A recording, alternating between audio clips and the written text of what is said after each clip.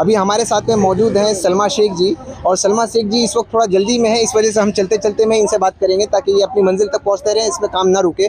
जिस तरह से आज आपने बयान दिया है कि कुछ पत्रकारों का भी आपने नाम लिया है जो लोग ये कह रहे हैं कि इस यूनियन को, इस आंदोलन को बदनाम कर रहे हैं, पर आपके बयान से ऐसा लग रहा है कि हॉकर्स जो 4-4 दिन भूखे थे उनमें एक जोश और जज्बा पैदा हो गया है कि वो कहीं ना कहीं जीत के रहेंगे। इस पर आप क्या कहना चाहते हैं?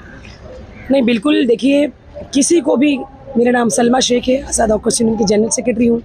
मैं ये कहना चाहती हूँ भाई, कोई भी आज की तारीख में ऐसा नहीं मिलेगा जिसे ये शौक़ है कि वो अपना धंधा पानी काम छोड़ करके भूखे पेट मरने के लिए बैठे तो फुटपाथ पर या कहीं पर अनशन के लिए बैठे। किसी को भी ये नहीं पड़ी है। और आज ये लोग 4 दिन से यहाँ पर बैठे हैं, भूखे पेट बैठे हैं।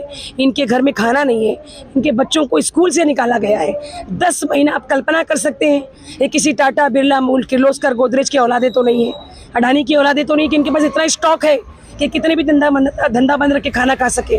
फेरी वालों की स्थिति ऐसी होती है, अगर 4 दिन धंधा बंद हो जाए तो घर में लाले पड़ जाते हैं। आज इनको 10 महीना हो गया है, इनके पेट की भूख सर पे चढ़ गई है, घर में खाना नहीं है, राशन खत्म हो चुका है, बच्चे स्कूल से निकल चुके, मरता क्या न करता इसलिए अनशन पर बैठे। आपको क्या लग रहा है कि ये आंदोलन एक रूप जो है विजय का पा पाएगा या फिर इन्हें आंदोलन पे बैठ करके दवाखाने तक पहुंचना पड़ेगा?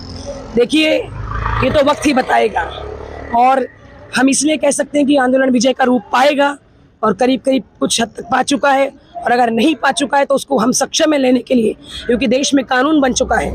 हम किसी को ये नहीं कह रहे कि हमें नौकरी दीजिए, हम किसी को ये नहीं कह रहे कि हमें पेंशन दीजिए, हम किसी की प्रॉपर्टी पे कब्जा नहीं मांग रहे।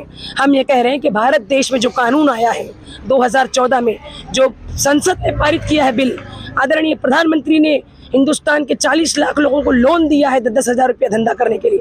ये कानून का सम्मान होना चाहिए जो हिंदुस्तान के 2.5 करोड़ फेरी वालों के लिए बना है।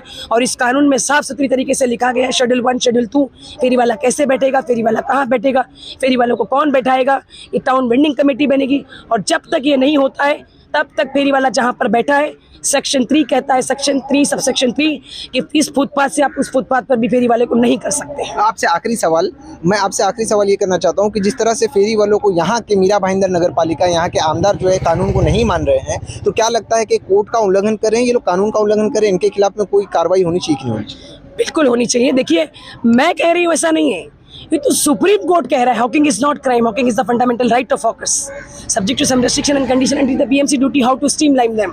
और ये देश का कानून कह रहा है, 2014 में जो आया है, महामहिम राष्ट्रपति जी ने उसको पारित कर दिया है। 545 सांसद मिलकर जिस कानून को बनाए हैं, उस कानून का उल्लंघन करना ये तो अपने आप में पाप करना है, ये अपने आप में गुनाह है, ये अपने आप में एक सरकार कोर्ट के अवहेलना है।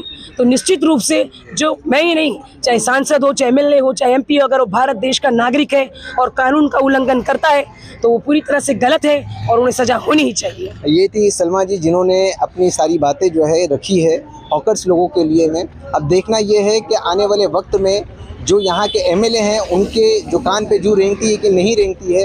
अब देखना ये है कि एमएलए लोग जो है इनकी बातों को सुनते हैं कि नहीं सुनते हैं। कई दिनों से ये लोग बेचारे जो अनशन पे बैठे हुए, 4 दिनों से लोग अनशन पे बैठे हुए हैं और उस अनशन का जो है अभी तक का कोई रिजल्ट आया नहीं है। अब देखना ये है कि ये रिजल्ट कब तक आता है।